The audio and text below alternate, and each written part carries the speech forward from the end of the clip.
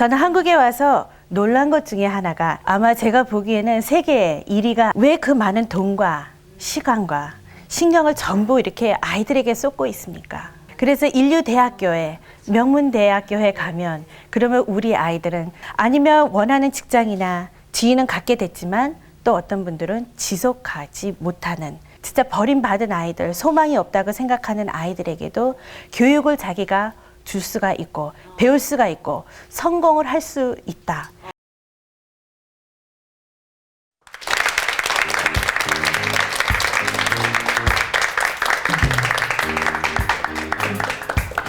안녕하세요. 10주 동안 성경적인 영재 교육법을 맡은 서울은혜교회를 섬기고 있는 샌드라 김사모라고 합니다. 10주 동안 그 성경적인 영재 교육법 세미나를 이어서 오늘과 다음 주 강의는 자녀들을 21세기 지도자로 준비시키는 법에 대해서 강의를 같이 나누고자 합니다. 저는 한국에 와서 놀란 것 중에 하나가 자녀에 대한 부모님의 전념과 열정이라고 봤습니다. 저는 사실 8살 때 미국으로 이제 가족과 이민을 가서 계속 미국에서 교육을 받고 자라온 셈입니다. 그리고 한국에 와 있었던 경험은 제가 대학교 때 한 한 학기 정도 동안 여기 교환 학생으로 제가 학생 생활을 한 경험 외에는 한국에서 지금 경험이 없고 딱 6개월 전에 저희 남편을 따라 이제 저희 목회를 위해서 한국에 나가게 됐습니다. 그런데 와서 피부로 느끼게 된 것은 한 가지가 확성합니다. 그것은 얼마나 교육에 대한 열정, 그거와 진짜 그 관심이 얼마나 그게 진짜 과격한지 아마 제가 보기에는 세계 1위가 아닌가 할 정도로 생각이 듭니다. 그러면 여러분들은 왜 그 많은 돈과 시간과 신경을 전부 이렇게 아이들에게 쏟고 있습니까? 제가 많은 부모님들에게 이 질문을 던졌을 때 공통적인 답이 자녀들의 행복을 위해서라고 많은 분들은 말씀하고 계십니다.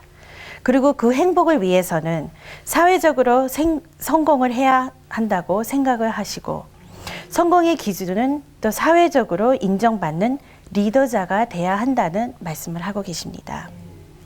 또 신앙심이 깊으신 분들께서는 하나님이 인도하시는 분야에서 지도자가 되고 또 하나님께 크게 쓰임을 받기 위해서라고 또 생각도 합니다. 그러면서 한국에 계신 또는 미국과 다른 외국에 계신 많은 한국 부모님들은 우선 대학교에 초점을 두고 있습니다. 그래서 인류대학교에 명문대학교에 가면 그러면 우리 아이들은 성공하고 리더자가 될 게 보장이 된다고 다 믿고 그렇게 교육을 시킨다는 것입니다. 또한 그렇게 생각하는 또 학생들도 또 많기 때문에 어린아이 때부터도 진짜 과외 공부를 열심히 다니면서 노는 시간과 자기의 취미생활과 그런 것들도 다 포기하면서 때로는 신앙생활까지도 포기하면서 시험 공부에 집중을 하는 것을 제가 본격적으로 볼 수가 있었습니다. 학원에 다니는 이유도 바로 여기에 있고 초등학교 때 성적이 좋아야 하는 것도 좋은 중학교에 가야 되니까 좋은 중학교에 가야지만 또 좋은 고등학교에 가고 그래야지만 또 명문 대학교에 가고 그래야지만 성공한다는 그런 개념이죠. 건강식품을 먹고 건강해야 한 이유도 바로 거기에 있습니다. 그래야지 아이들이 건강해서 공부를 더 잘하고 시험 공부를 더 잘해서 좋은 점수가 나오지 않나 해서 건강식품에도 거기에 달려 있습니다. 그래서 공부하는데 방해된다고 생각되는 것은 아이가 얼마나 원하든지 하나님께서 기뻐하시는 일이라 할지라도 그것을 제거를 시키면서 공부만 시키는 그런 모습을 많이 요즘은 볼 수 있습니다. 그런데 그것이 과연 정답일까요? 좋은 대학이 정답일까요? 진짜 좋은 대학에 가면은 아이들이 성공을 하고 이 사회의 리더자가 되고 하나님께서 기뻐하심으로 하신 대로 계획하신 대로 진짜 쓰임을 받을 수 있을까요? 몇 가지의 실화들을 제가 말씀을 우선 드리고자 합니다. 저는 미국에서 이런 분들을 많이 목격을 했습니다. 서울대에서 우수한 성적으로 졸업해서 미국에 유학을 오셔서 박사학위까지 받으셨는데 직업을 못 구해서 계속 공부를 하는 경우, 그래서 박사학위 끝난 후에 또 하나의 공부를 하는 것을 포스트 doctorate이라는 그런 것까지도 생겼습니다. 또 박사 과정에는 들어갔으나 논문을 못 끝내 5년 이상의 시간을 진짜 허비하고 포기하는 분들도 많습니다. 또한 박사학위를 끝나지 못하든지 아니나 끝나든지 공부는 했는데 직업을 어떻게 찾을 수가 없어서 또 때로는 전공을 그 30대, 40대 가서 또 전공을 바꿔서 다른 분야를 공부하는 그런 분들도 또 간혹한 봤습니다. 아니면 원하는 직장이나 지위는 갖게 됐지만 또 어떤 분들은 지속하지 못하는 그런 분들도 많이 보게 됐습니다. 제가 한 가지 이야기를 드리겠습니다. 제 이야기에 대해서. 제가 거기 교육국에서 일하면서 처음에 장학사로 이제 제가 거기에 신청을 하게 됐습니다. 근데 저랑 같이 장학사를 이제 신청하게 된 두 경쟁자가 있었어요. 두 남자분들이었는데 한 분은 하버드를 졸업을 하시고 UCLA에서 박사학위를 공부하시는 분이었고 또 한 분은 UCLA에서 석사학위까지도 마치시고 박사학위를 또 공부하시는 분이 계셨어요. 학력으로서는 제가 제일 떨어진 저였습니다. UCLA 학위에 페퍼다인에서 그때 당시에 저는 석사학위를 받았습니다. 그래서 그런 거를 봤었을 때는 제가 학력적으로는 많이 떨어졌습니다. 그러나 그 장학사 자리는 결국은 제가 그 자리를 차지하게 됐습니다. 왜냐하면 미국 사회에서 또 그런 데에서 직업에서는 찾는 것이 학위가 아니고 학벌이 아니고 진짜 거기에 필요한 자가 진짜 거기에서 뽑는 것입니다. 그럼 바로 그런 사회에서 진짜 직업적인 그런 사회에서 요즘 요구하는 것이 무엇일까요? 그것을 더 살펴보기를 원합니다. 그리고 또 한 예를 드리겠습니다. 이것은 미국에서 하버드 대학교 때 한 해에 10명이 1년 후에 낙제가 됐습니다. 그래서 거기 학교에서 성적에 미치지 못해서 이제 떨어지게 된 경우죠. 그런데 거기서 놀라운 사실은 그 10명이 떨어진 학생들 중에 9명은 한국 학생이었다는 것입니다. 그것은 우리에게 무엇을 가르치고 있나요? 그 기사를 더 우리가 봤었을 때는 그 한국 아이들은 그 부모님들이 모든 것을 다 투자해 열정으로 하버드에 목표를 두고 거기를 보내기 위해서 최선을 다한 것이었습니다. 아이들뿐만이 아니고 그 부모님들, 그 할머니와 할아버지들, 그 거기에 있는 가족들도 모두가 그 하버드를 위해서 최선을 다했다는 것입니다. 그러나 거기에 갔었을 때는 그 아이들은 그 도움이 없이 열정도 없이 거기서 1년 만에 성적을 미치지 못하고 그 9명이나 힘들게 들어간 경우가 떨어지고는 말았습니다. 결국은 그 아이들이 거기 하버드에 들어가서 떨어짐으로써 대학이 점점 늦어지고 또한 그 아이들은 이제 자부심이라는 게 깨져서 그래서 이제 더 이상 자기는 공부할 진짜 마음도 없고 실력이 없다고 생각을 하면서 좌절하는 것을 볼 수가 있었습니다. 이 외에도 나온 연구와 통계 아주 수도 없이 많습니다. 결론, 인류 대학에 들어갔다 해서 사회적으로 성공을 보장하는 것은 아니다는 것입니다. 그럼 어떻게 해야 우리 자녀들이 사회적으로 성공하는 리더자가 될 수 있을까요? 즉, 하나님의 축복으로 하나님의 계획 안에서 어떻게 하나님께 크게 쓰임 받는 자는 리더자로 키울 수 있을까요? 그렇다면 두 가지의 정의가 필요한 것 같습니다. 첫째, 지도자란 무슨 뜻인가? 즉, 누가 지도자인가? 둘째는 어떻게 지도자가 되는 건지, 그러면 우리 자녀들을 어떻게 지도자로 준비를 시킬 수 있을까? 그것이 우리 부모님들과 교육자들과 교회에서 모든 분들이 고민해야 될 부분인 것 같습니다. 그래서 오늘 강의와 다음 시간을 통해 하나님의 은혜와 지혜 가운데서 이 두 문제의 답을 찾고 나누기를 원합니다. 그런데 이 두 문제를 살펴보기 전에 미국에서 인정받는 US News라는 잡지에서 매년 미국의 리더자들이 거기에 기사가 납니다. 그것은 미국에서 인정받는 리더자, 즉 세계적으로 인정받는 리더자들이죠 라고 우리가 볼 수가 있어요. 그 중에 제가 오늘은 몇 분만 소개를 드리겠습니다. 이분들에 대해서 여러분들께서 들으시면서 진짜 이분들은 왜 지도자를 인정을 받는지, 그리고 이분들의 배경에 대해서 좀 우리가 관찰을 하면서 그것을 보고 배우면서 그럼 과연 우리 자녀들은 내가 부모로서 어떻게 도와줄 수 있는지 잠시 생각하는 시간을 갖기를 원합니다. 첫째, 헬렌 그라이너. 이분은 iRobot이라는 회사의 CEO로 이제 있는 분입니다. 사실 이분은 스타 워즈라는 무비 많은 학생들이 이제 특별히 남자애들이 좋아하는 이제 그 무비가 있죠. 그런데 그것을 거기에 이제 자기가 학생 때 가서 그 무비를 보고 도전을 받은 사람입니다. 이 여인은 거기에 나오는 로봇 R2D2라는 로봇이 있는데 그것을 보고 반해서 그 순간부터 그녀는 삶의 훌륭한 로봇 공학을 발달해 부엌에서 청소부터 시작해 바그다드 정쟁터나 그 길가에서 폭탄을 냄새로 발견하며 또 애굽에 있는 피라미드를 탐구할 수 있는 진짜 로봇을 발명하는 사람입니다. 그 iRobot라는 회사는 컬린 앵거라는 사람과 공동 출자한 회사. 그리고 지금은 산업과 군이 및 소비자 판매를 통해 9억 5천만 불 이상의 매출을 지금 걷고 있습니다. 그리고 3년 전에는 시규 공모에서 7억 600만 불로 또 벌었습니다.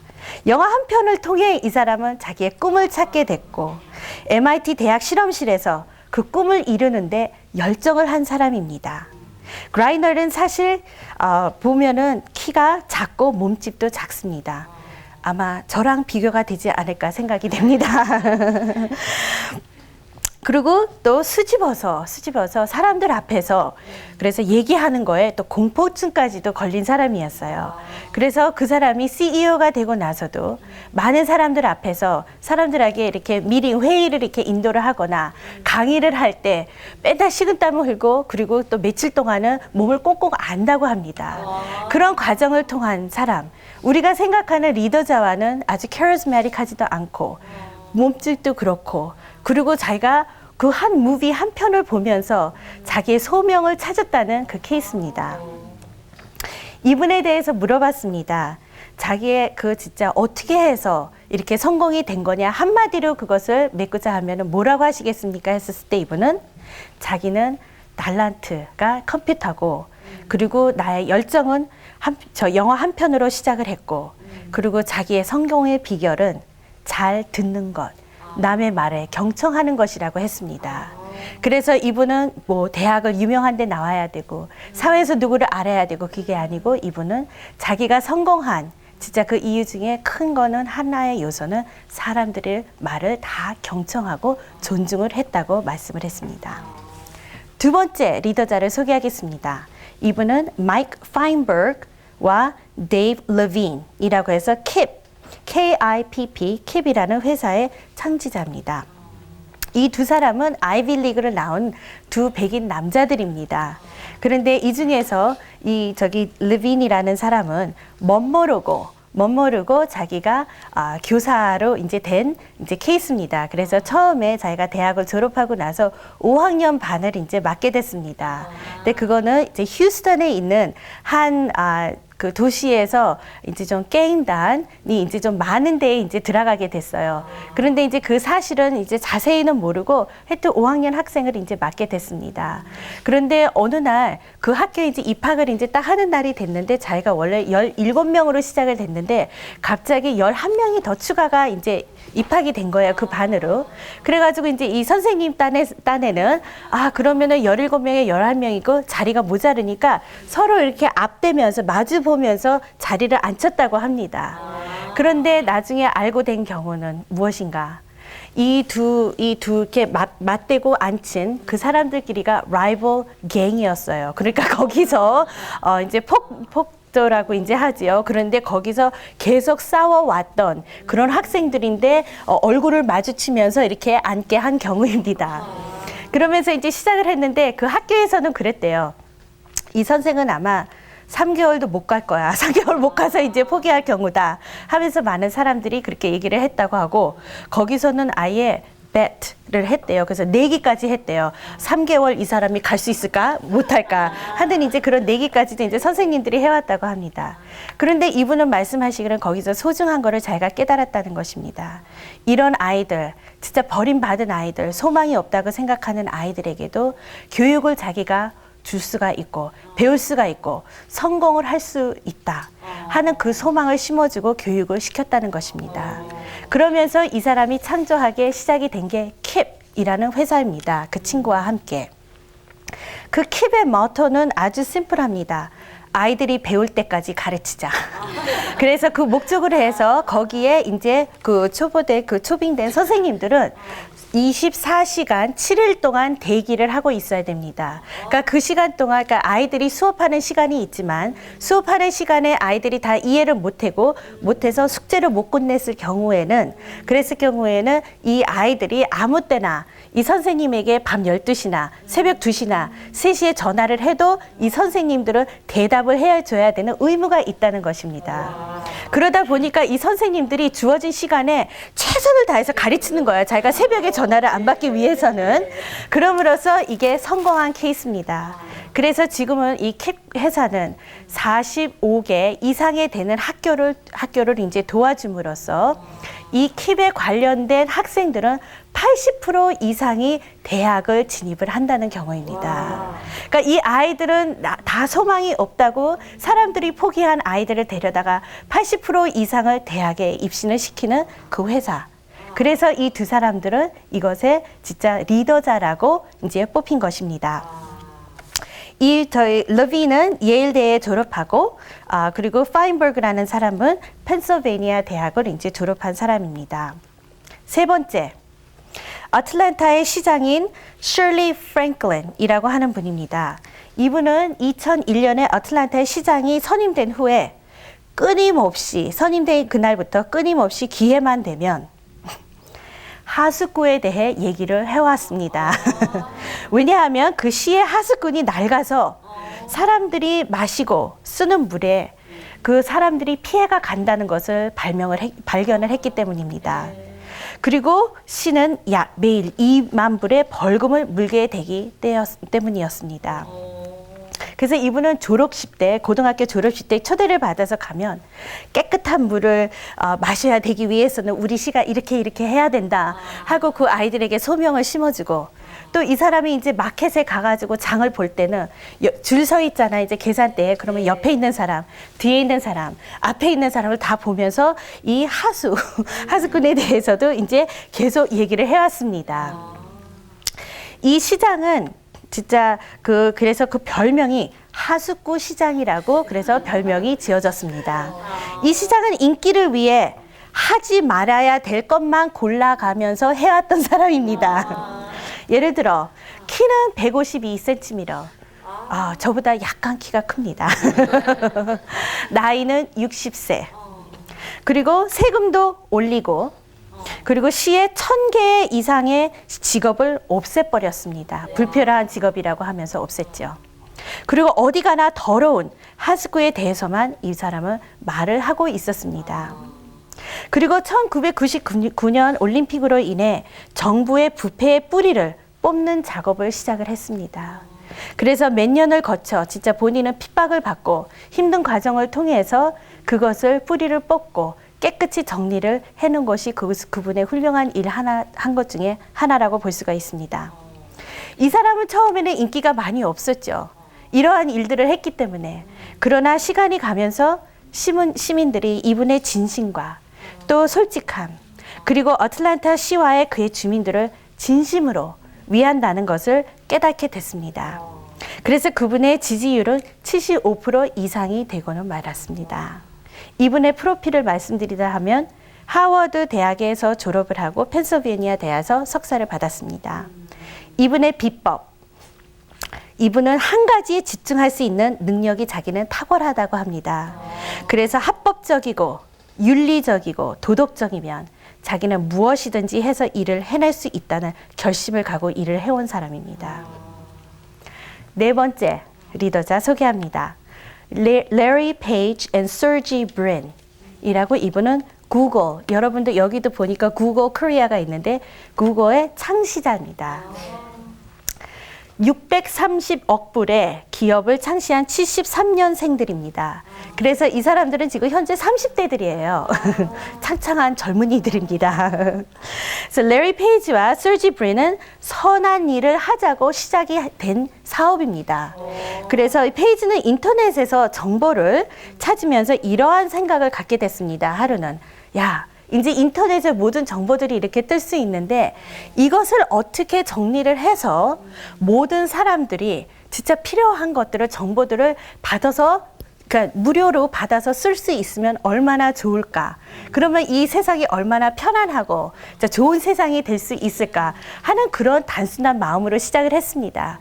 그래서 진짜 모든 세계에 있는 사람들이 제일 가장 중요하고 학습적으로도 인정이 되는 그런 자료부터 진짜 아무도 진짜 이거는 뭐야 하는 그렇게 중요하지 않은 내용까지도 뭐든지 다 찾을 수 있는 그거를 이렇게 몇 단어만 집어넣어서 찾을 수 있는 그런 거를 발명을 하면 얼마나 이 세상이 좋은 세상이 될까 하는 선한 마음으로 시작이 된 게 바로 이 구글 회사입니다. 그래서 이분들의 그 구글 회사의 표어는 간단합니다. 악하지 말라. 그러니까 선한 일만 하자는 그런 표현을 갖고 있습니다. 다음 분을 소개해 드리겠습니다. 5번째. 토마스 프리드맨. 이분은 컬럼니스트, 기자와 또 작가입니다. 프리드맨은 10학년 때 그게 고1이라고 하죠. 그때 새롭게 자기는 탄생했다고 말을 합니다. 프리드맨은 베스트셀러 저자 및 외교 문제 컬럼니스트 그리고 폴리처 입상을 타신 분입니다. 그때 이 사람은 10학년 고1 때 이스라엘에 부모와 함께 여행을 하면서 아주 그게 인상적이었고 그 미들 이스트 그 중동 쪽에 아주 자기가 사랑을 하게 됐다고 했습니다. 그리고 신문업에 대한 수업은 단 한 과목만 들었지만 거기에 가르쳐준 그 선생님의 그 가르침을 잊지를 못했다고 합니다. 그 선생님은 신문업의 기초와 기본 외에 어떻게 직업적으로 처신하는 것을 또 가르쳐 줬다고 했습니다. 그래서 프리드맨은 지금 700개 이상의 신문 기자로서 글이 나가고 또한 베스트셀러인 책도 인쇄돼 수백억의 사람들에게 아주 인기가 있다고 합니다. 특히 아랍 쪽에서는 더욱 인기 스타입니다. 그래서 이분이 공항에서 내릴 때부터 여기 보면은 요즘 보면은 뭐 아주 인기되는 뭐 예를 들어서 그런 사람들이 이제 많이 인기인 것 같은데 사실 그 중동의 아랍 쪽에 가면은 이분이 그만큼 인기가 있는 분입니다. 이분의 성공의 비법을 얘기하자 하면은 이분은 자기는 학교 시험 또는 대학교 입학 시험에는 너무 못했다고 합니다. 평범한 사람에게 자기가 장점은 이렇다고 말합니다. 자기는 많은 정보들을 그것을 이렇게 들었을 때 그 정보들의 내용을 자기가 조합을 해서 그래서 그 내용을 이해를 시킬 수 있고 평범한 사람들에게 그거를 설명을 할 수 있는 게 자기의 장점이라고 합니다. 그래서 자기는 학교에서 시키는 공부, 외우라고 하는 거는 외우지도 못하고 이해는 못했지만 하지만 자기의 이 장점을 살려서 한 오늘 이 날이 이렇게 됐다고 자기는 말을 하고 있습니다. 이분의 특징은 열심이라고 그 동료들은 얘기하고 있습니다. 한 동료의 말은 이렇습니다. 가장 부지런하고 열심인 기자라고 이제 알려졌다고 합니다. 그 프로필은 브랜다이스 대학 졸업하고 이제 나중에 석사학위 과정은 옥스퍼드 대학에서 이제 공부를 했습니다. 그 다음 분을 소개하겠습니다. 스티브 잡스. 이분은 애플 회사의 CEO 그리고 애플 회사를 이 사람은 이제 처음에 찾게 된 것이죠. 한 30년 전에 애플 컴퓨터를 자기 차고에서 만들어서 이게 시작이 된 사업입니다. 우리 사회의 디지털, 문화적, 또 상업의 아이콘, 또 우상으로 이렇게 많은 사람들이 생각을 하고 있는 이분입니다. 현재는 iMac, iBooks, 아이팟, 여러분들이 다 자녀들과 여러분들이 듣는 자그마한 거 다 이분 회사에서부터 발명이 된 것입니다. 근데 이분은 대학을 중퇴하고 나이 30에 이것을 시작한 사업입니다. 아주 젊고 반항적인 창조적인 세대를 고용하면서 회사를 운영하고 또 자기가 세운 회사에서 또 쫓겨나는 일도 당했습니다. 이분은. 몇 년, 근데 자기가 쫓겨나고 몇 년 후에 이 회사가 위기에 빠져 다시 들어와서 회사를 성공시킨 사람입니다. 이분의 프로필을 말하고자 하면 리드 대학이라고 미국에서는 좀 알지 못하는 대학입니다. 근데 거기에 한 학기 다니다가 중퇴한 상황입니다. 그리고 대학에서 자기가 떨어진 후 붓글씨 수업을 하나 자기가 듣게 됐는데 그것을 통해서 자기가 발명한 맥 컴퓨터에 붓글씨 인쇄술을 가진 첫 번째 컴퓨터가 됐다고 합니다. 성공의 비법이라 하고 하면 자기는 직업을 진심으로 사랑해야 훌륭한 일을 해낼 수 있다고 이분은 생각을 합니다. 그래서 자기는 컴퓨터 만드는 거, 컴퓨터를 발명하는 거, 예쁘게 만드는 거, 모든 사람들이 즐기면서 컴퓨터 쓰는 게 자기는 너무너무 사랑하는 일이기 때문에 거기에 최선을 다할 수 있다고 자기는 하고 모든 사람들이 그렇게 최선을 할 수 있는 직업을 가져야지만 자기네들이 훌륭하게 될 수 있지 않는가 이 사람은 말을 하고 있습니다. 마지막 분을 소개하겠습니다. 이분은 여러분들이 제일 잘 아시는 분일 것 같아요. 릭 워런, 저자, 주임 목사, 또 모티베이터이라고 하죠. 이 사람은 크리스천 커뮤니티에 많이 알려진 분이라 제가 짧게 소개하겠습니다. 이 교회에는 지금 매주 2만 명이 넘는 성도가 교회에 와서 예배를 드리고 있습니다. 그리고 1980년에 신학대학원을 졸업하고는 몇 명 안 되는 분 앞에서 언젠가는 자기가 2만 명의 성도가 함께 예배 드릴 거라고 담대하게 선포를 했습니다. 이 릭 워런 목사님은 거실에서 시작된 교회가 자기 집에 있는 거실에서 시작된 교회가 예배가 오늘날은 한 8만 2천의 성도가 등록돼 있는 교회를 운영을 하고 있습니다. 전통적인 교회를 싫어하는 분들을 위한 교회를 세운 이분의 비전입니다. 이분의 프로필은 캘리포니아 베프티스트 대학 졸업이고 사우스웨스트 베프티스트 신학대학원에서 석사 그리고 이제 폴러 신학교에서는 신학 박사를 마치셨습니다. 후에 이분의 성공의 비법, 삶의 목적이 개인의 생활이나 행복보다 중요하다는 것을 깨달아야 한다고 이분은 말씀을 하고 있습니다. 수많은 분들 중에 제가 오늘은 7명의 이렇게 다양한 리더자를 제가 소개를 드렸습니다. 어떻게 리더자가 된 과정도 다르고 특기도 다르고 또 자라온 배경도 다릅니다. 또 명문대에 대학 한 것이 공통점이 아니라고는 우리가 확신을 할 수가 있습니다. 어떤 리더자는 진짜 명문대에 나왔고 어떤 분들은 이름을 모르는 대학교를 졸업을 했고 또 어떤 분들은 대학교 나오지도 않았습니다. 그러나 리더십에 대해 잘 살펴보고 연구한 결과 요즘 리더자의 공통점이 몇 가지가 있다는 것입니다. 여러분들 보면은 우리 여자분들, 여성분들이 오늘 이렇게 많이 계시고 여성분들이 이 프로그램을 많이 보실 거라 생각을 해서 제가 하나 옷의 패션에 대해서 제가 비유를 하나 갖겠습니다. 여러분들 제가 한때 한국에 잠깐 그때 대학교 때 나와봤더니요. 그때 당시에는 땡땡이가 아주 그냥 다 인기였어요. 그래서 제가 이대 앞에 가도 다 땡땡이. 그리고 제가 어디를 가도 뭐 다 땡땡이. 롯데 백화점 가도 땡땡이. 초록색 땡땡이, 분홍색 땡땡이, 검정색 땡땡이. 그리고 보면은 모자도 땡땡이에, 치마도 땡땡이에, 신발까지 땡땡이까지 나왔습니다. 그런데 그 땡땡이는 진짜 한때의 유행이고, 그리고 이제 시간이 어느 날 진짜 가보니까, 한두 달 후에 가보니까 그냥 싹 없어진 거예요. 그러니까 그 패션은 한때 그냥 인기였다가, 그러다가 싹 없어진 경우죠.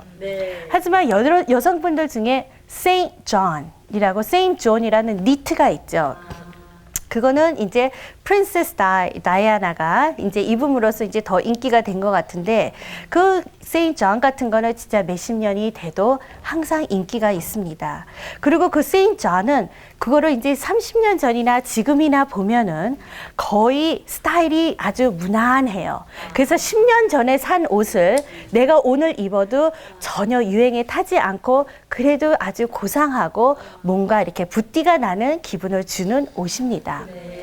보면은 리더십에 대한 것도 같습니다. 그래서 한때는 리더가 되기 위해서는 성공되는 리더가 되기 위해서는 이러이러한 자질이 있어야 된다. 그러나 그거는 어떤 거는 시대적이기 때문에 한순간에 그거는 더 이상 응용이 안 되는 그런 리더십의 자질이죠. 그러나 어떤 것은 시간과 관계없이, 사람들과 관계없이, 어느 나라에서, 어느 연령에서 무슨 사업을 하더라도 진짜 필요한 리더자의 자질이라고 있습니다. 제가 오늘 그것들을 나누기를 원합니다. 그럼 첫째, 가정은 여러분들이 21세기 우리 자녀들이 진짜 이제 자라서 성인이 됐을 그 시기에 리더자가 다 돼야 된다는 것은 여러분들은 다 생각을 하고 계신다고 믿습니다. 그리고 그것은 리더자라는 거는 자기의 어느 직업 분야에서도 리더가 되기를 바라는 것을 알고 있습니다. 그리고 그런 리더자가 사회에서는 또 필요한 것입니다. 그럼 우선 우리가 계속 리더자 하는데 리더에 대한 그 우선 정의를 우리가 좀 살펴보기를 원합니다. 리더십이라고 하면은 거기에는 아주 많은 사람들이 이렇게도 얘기하고 저렇게도 얘기합니다. 그러나 최근에 가장 대표적으로 사람들이 말하는 것이 있습니다. 그것은 따르는 사람이 있을 때 나는 리더가 된다. 그 말입니다. 그러니까 이것은 나의 무슨 지위, 내가 사장이기 때문에, 내가 어느 교회 목사이기 때문에, 내가 어디에 무슨 회장이기 때문에, 그래서 내가 지도자가 되는 것이 아니고, 그것은 누군가가 내가 그런 지위가 없어도 나를 진짜 리더로 생각을 하면서 나를 따르고자 하는 사람이 있을 때 내가 리더자가 된다는 것입니다.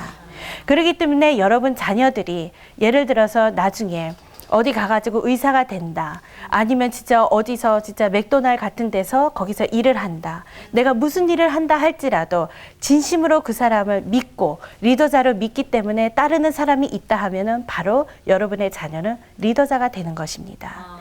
그래서 저희 교회를 예를 들면 저희 서울은혜교회 담임 목사이신 김광신 목사님을 저희는 모시고 계십니다. 거기에 보면 사실 그래요. 그분한테 우리가 월급 받는 것도 아니고요. 그분한테 우리가 무슨 물질적인 거를 받는 것도 아닙니다. 대래 우리는 그분을 따르기 위해서 우리의 모든 것을 다 드려야 되는 상황입니다. 그러나 우리는 목숨을 다해 그분이 하시는 일에 전심을 다해서 따르고 있습니다. 그러면 왜 우리가 그분을 그렇게 따르고 그분은 왜 세계적인 리더자라고 우리가 인정을 하는 걸까요? 그래서 그분은 우리가 생각했을 때 그 따르는 사람이 생각할 때 우리가 리더라고 그분을 정의를 했기 때문에 그분은 리더자인 것입니다. 그리고 이제 또 많은 언론자들에 보면은 지금 최근에 나온 그 Leaders Strategies for Taking Charge라고 워런 베네스와 버트 나네스라고 리더십에 대해서 가장 앞서가는 그 리서치에 보면은 리더십에 대한 그 의미를 보면 한 850가지 의미가 이제 있습니다. 그러나 그 중에 가장 대표적인 것을 제가 오늘 이렇게 나눴습니다. 그리고 또 보면은 우리는 또 믿는 자로서 리더자가 지도자가 될 뿐만이 아니고 우리는 영적인 지도자가 또 돼야 하는 것이 우리의 꿈이 아니고 우리 자녀에 대한 꿈이 아닙니까?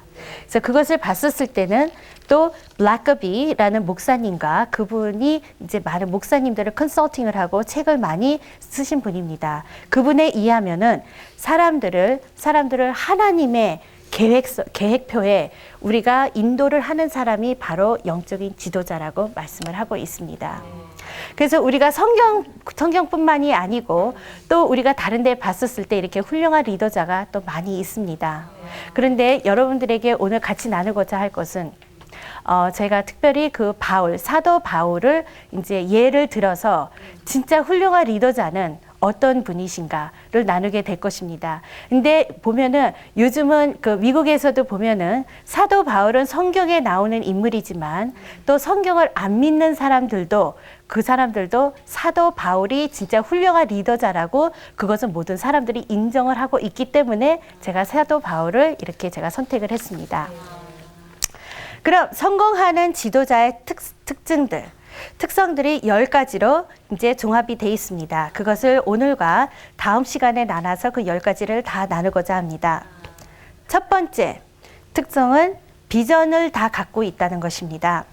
보면은 그 우리가 잠언 29장 18절에도 그게 나와 있습니다. 우리가 저기 비전이 없는 사람들은 멸망을 한다고 거기에는 나와 있습니다. 근데 사람들은 그 보면은 그 비전이란 잘 그거에 대해서 정확한 관념을 갖고 있지 않는 사람들도 많습니다. 우리의 계획과 생각으로부터 개발된 계획이라고 또 착각을 하는 분들도 많이 있습니다.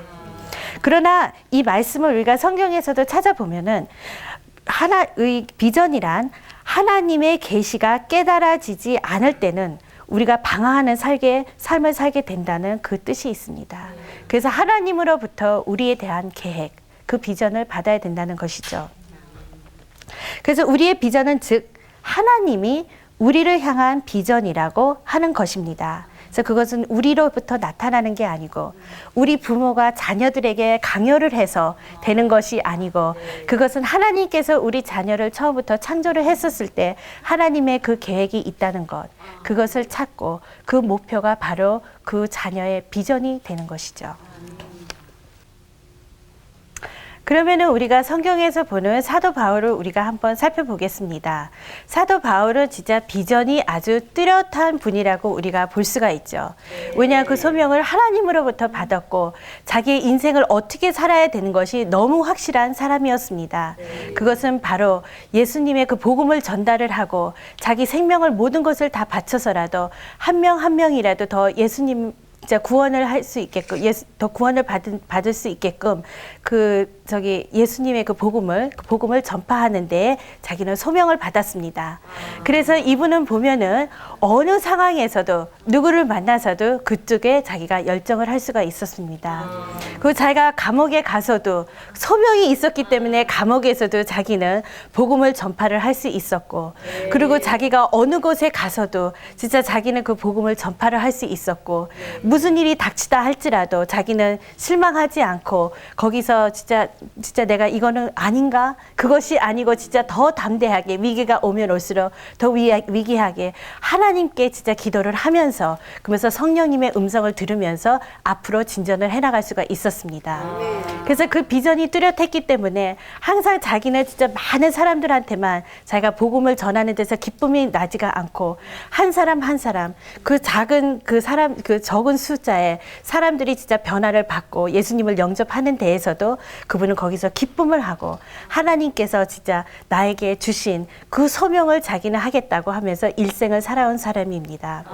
그런 비전이 뚜렷했기 때문에 어떤 상황에서도 포기를 하지를 않고, 그리고 오늘 2000년 후에 예수님이 돌아가신 2000년 후에도 그 복음이 그 크리스티아니티가 이날 이때까지도 복음이 전달된 것은 많은 신학자들은 사도 바울의 복음 때문에 그렇지 않은가 하는 말까지도 나왔습니다.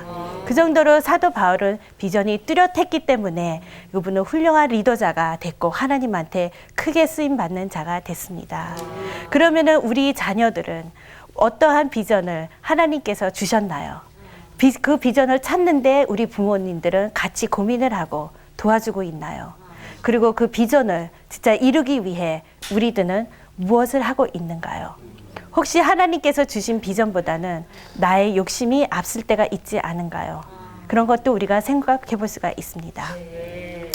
두 번째 성공하는 지도자의 특성은 그것은 열정, passion이라고 이제 합니다. 사실 바울은 대표적인 그 열정적인 사람이라고 할 수 있죠. 그분은 예수님을 진짜 만나기 전에는 열정적으로 예수 믿는 사람들을 다 죽이려고 나선 사람입니다. 그러나 예수님을 믿고 나서는 진짜 예수님 복음을 위해서 열정적으로 이분은 살고 있었습니다. 그런데 제가 아까 그 전에도 제가 소개한 그 사람들을 보면은 그 근본에는 진짜 열정이 다 갖고 있었던 사람들을 우리가 볼 수 있습니다. 그 열정 없이는 진짜 우리가 그 의욕이 생기지도 않다고 사람들은 말을 하고 있습니다. 그래서 그 사도 바울은 이제 보면은 항상 그 말뿐만이 아니고 그 행동을 통했을 때, 그 행동을 봤었을 때 항상 그 열정을 우리가 볼 수가 있습니다. 그러면은 우리 아이들이 그렇게 지도자가 되기 위해서는 자기가 열정이 있어야 된다는 것입니다. 그런데 그 아이들이 하나님께서 이렇게 창조를 했었을 때 모든 것에 다 열정적일 수는 없습니다. 사람들은 몇 가지의 열정적, 때로는 딱 한 가지의 열정을 갖고 있습니다. 우리 김관심 목사님 같으신 경우는 보면은 선교, 세계 선교에 열정을 가지신 분입니다. 그래서 아주 피곤하시다가도 세계 선교 얘기만 나면 번쩍 뜨면서 그래서 막 말씀을 진짜 재밌게 이제 하시는 분입니다. 저는 사실 자녀 교육에 대한 열정이 있습니다. 그래서 다른 얘기를 이렇게 하다가도 갑자기 이렇게 자녀들이 뭐를 배울 수 있다. 이렇게 하면 애들이 더 잘 배울 수 있대. 이렇게 하면 애들이 더 긍정적으로 될 수 있대. 그런 연구를 보면은 밤에 잠이 안 옵니다. 그것을 계속 연구를 하고 보는데 그게 너무 신나고 그것을 그 다음날 저는 교장일 때 학교에 가서 한번 해봅니다. 그래서 어떤 선생님의 반을 빌려서라도 제가 그것을 한번 해보는 거야. 이게 진짜 되나 안 되나 하고 애들한테 그 결과를 물어보고 그리고 이게 그러면서 교장 선생님 이게 좀 아닌 것 같아요 하면 또 수정을 해서 그 다음날 또 해보고 그것이 바로 열정에서 나온다고 할 수 있죠. 그런데 때로는 우리 욕심 또 다른 기준 때문에 우리 아이들이 진짜 재미없고 못하는 것에만 우리 부모님들이 집중하는 경우를 많이 봤습니다. 예를 들어서 학원을 보낼 때 보면 우리 아이가 수학을 제일 못한다 하면 수학 학원만 열심히 보냅니다. 그런데 사람들의 열정은 주로 자기가 잘하는 것에 열정이 있다는 것입니다. 예를 들어서 콜린 파월, 여러분들이 다 아시는 그 정치가는 보면은 그분은 말을 하는데 진짜 잘합니다. 커뮤니케이션을 세계적으로 잘하는 사람으로 이 사람은 모든 사람들이 인정을 하고 있습니다. 그런데 그분은 어떤 부분에서 자기가 또 아직도 공부를 하냐, 어떻게 하면 더 말을 잘할 수 있는다 하는 그런 코치를 뒀다는 것입니다. 왜냐하면 그분의 패션은 뭐냐 하면은 사람들을 이해를 시키고 모든 문제들을 전달을 진짜 효과적으로 하는 것이 이분의 열정에 있습니다. 그러기 위해서 이 사람은 그것을 더 발달해야 된다 해서 이미 최고의 세계의 최고의 진짜 그 커뮤니케이터이라 하지만 이분은 아직도 자기가 코칭을 받고 상담을 받고 배우는 부분이 커뮤니케이션이라고 하고 있다는 것입니다. 그리고 우리 자녀들의 교육에 와서는 우리가 그 아이들이 무엇이 열정인지 혹시 알고 있는 부모님들이 또 계십니까? 그것마저 모르고 너는 무조건 대학 입시를 위해서는 이거를 공부해야 돼. 너가 이번에는 이것에 대해서 학점이 안 나왔기 때문에 너는 이것을 꼭 공부해야 되고 이것에 대한 학원을 다니고 나는 집에 와서도 너는 이것을 숨쉬고 이거를 그냥 먹고 이것을 그냥 이렇게 해야 된다 하면서 자기 열정과는 전혀 없는 데에만 관심과 모든 에너지를 투자하게 하고 있지 않는가 한번 생각해 볼 수 있습니다. 그래서 오늘은 제가 그 지도자에 대한 그 정의와 그 진짜 필요한 그 지도자의 그 특성 10가지 중에 2개를 오늘은 나눴습니다. 그러면은 제가 또 다음 시간에는 나머지 8가지를 이으면서 또 같이 나누고자 하고 은혜를 받는 시간을 갖겠습니다. 오늘 이렇게 시청해 주신 여러분께 감사드립니다.